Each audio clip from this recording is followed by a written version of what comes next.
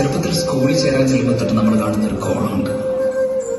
നീ ഹിന്ദുവാണോ, ക്രിസ്ത്യാനിയാണോ, അതേ മുസ്ലിമാണോ? അന്നത് വലിയ കാര്യമായിട്ട് എടുത്തില്ല. പക്ഷെ ആ ചോദ്യം നമ്മൾ പോലും അറിയാതെ നമ്മളുടെ ഒരു മതിലിന് പണി തുടങ്ങിയായിരുന്നു. ആ മതിൽ ഉയർന്നു വന്നത് നമ്മൾ ഉണ്ടാക്കാൻ ശ്രമിച്ച കുഞ്ഞു കുഞ്ഞു സൗഹൃദങ്ങളുടെ നടുവിലായിരുന്നു.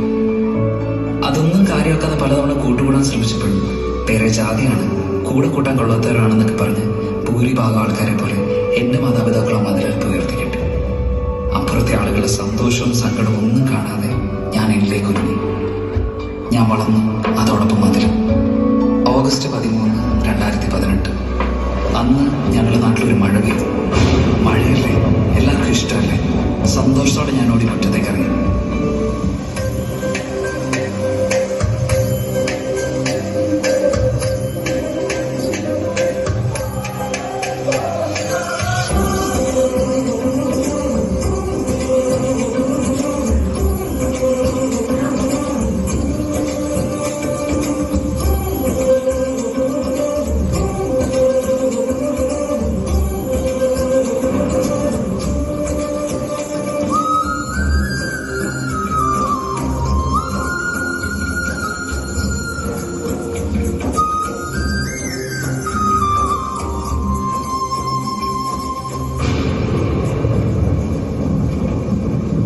മഴയുടെ മട്ട് മാറിയെന്ന് മനസ്സിലാക്കിയ ഞാൻ പേടിച്ചോടി വീട്ടിൽ കയറി. പക്ഷെ അവൻ വിടാൻ പാവില്ലായിരുന്നു. വീട് വെള്ളം കൊണ്ട് നിറയാൻ തുടങ്ങി. എന്തു ചെയ്യണമെന്നറിയില്ല, ആരെ വിളിക്കണമെന്നറിയില്ല. ഒരു വഴിയില്ലാതെ ഞാനൊരു മുകളിലേക്ക് കയറി. അന്ന് അവിടെ വെച്ച് ജീവിതത്തിൽ ആദ്യമായിട്ട് ഞാനൊരു കാഴ്ച കണ്ടു. പണക്കാരൻ, പാവപ്പെട്ടവൻ, പണ്ഡിതൻ, പാമരൻ, താണജാതി, കൂടിയ ജാതി, ജീവൻ വേണ്ടിയുള്ള ഇവരുടെ എല്ലാം നിലവിളിക്ക് ഒരു സ്വരമായിരുന്നു. ഞങ്ങൾ പരസ്പരം സംസാരിക്കാൻ തുടങ്ങി. രക്ഷപ്പെടാനുള്ള വഴികളെ കുറിച്ച് ചിന്തിക്കാൻ തുടങ്ങി. ഭക്ഷണം പങ്കുവെക്കാൻ തുടങ്ങി. ഇതെല്ലാം എനിക്ക് പുതിയ അനുഭവങ്ങളായിരുന്നു. പക്ഷെ അവിടെയും സുരക്ഷിതമല്ല എന്ന് മനസ്സിലാക്കാൻ അധികം സമയം വേണ്ടി വന്നില്ല. മഴയുടെ ശക്തി കൂടി വെള്ളം വീണ്ടും ഉയർന്നു.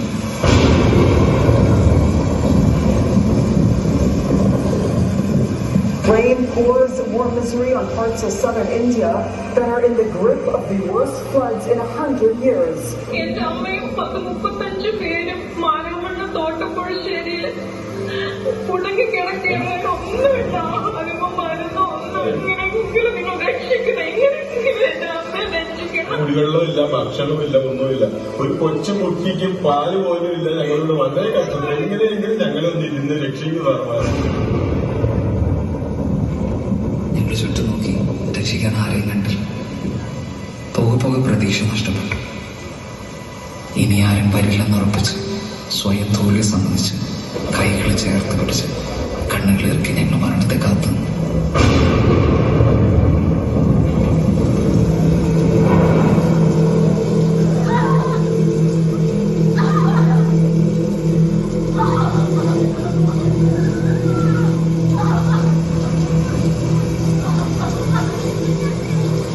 പിന്നെ അവിടെ കേട്ട ആ ശബ്ദം ഞങ്ങളാരും ഒരിക്കലും മറക്കില്ല.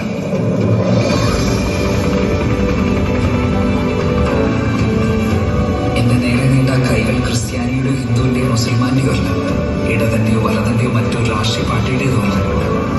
മറിച്ച് മനുഷ്യങ്ങളെ നീട്ടുന്ന കൈകളായിരുന്നു. ജീവിതത്തിലേക്ക് പിടിച്ചു കയറ്റുമ്പോൾ ആ കൈ കറുത്ത് കാണാൻ വെളുത്താണെന്ന് ഞാൻ ചിന്തിച്ചില്ല. പക്ഷെ ആ കൈകൾക്ക് സ്വന്തം കുടുംബം എന്ന് തോന്നിപ്പിക്കുന്ന ഒരു ഉറപ്പുണ്ടായിരുന്നു. ചേർത്ത് പിടിച്ചോടുമ്പോൾ സ്വന്തം അമ്മ ചേർത്ത് പിടിക്കുന്ന ഒരു കരുതലുണ്ടായിരുന്നു. ആശ്വാസത്തിൽ കണ്ണു നിറഞ്ഞു ഒഴിയുകൊണ്ട് നിങ്ങളുടെ മുഖങ്ങൾ ഞങ്ങൾക്ക് ഓർമ്മയില്ല, പക്ഷെ ആ മനസ്സോർമ്മയുണ്ട്. കുത്തി ഒലിക്കുന്ന വെള്ളത്തിലേക്ക് സ്വന്തം ജീവനെ പറ്റി പോലും ചിന്തിക്കാതെ എടുത്തു ചാടി നനഞ്ഞു വരയ്ക്കുന്ന ഞങ്ങളെ ചേർത്ത് വെച്ച് ഞങ്ങൾക്ക് മരുന്ന് തന്ന, ഞങ്ങൾക്ക് വെളിച്ചം തന്ന, ഞങ്ങൾക്ക് ഉണ്ണാനും കൊടുക്കാനും ഉറങ്ങാനും ഇടം തന്ന ആ വലിയ മനസ്സ്. നന്ദി പറയാൻ ഇനിയുണ്ട്.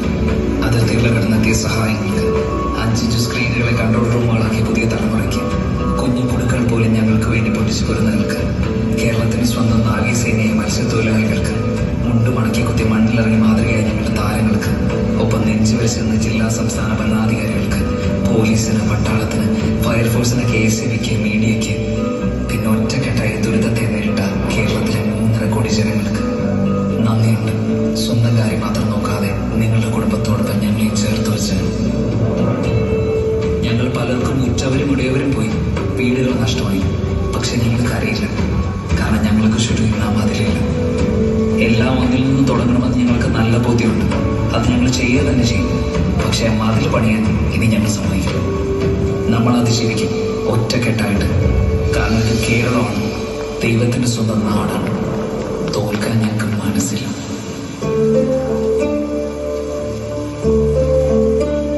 ആർക്കും തോൽക്കാതെ പായും സൂര്യൻ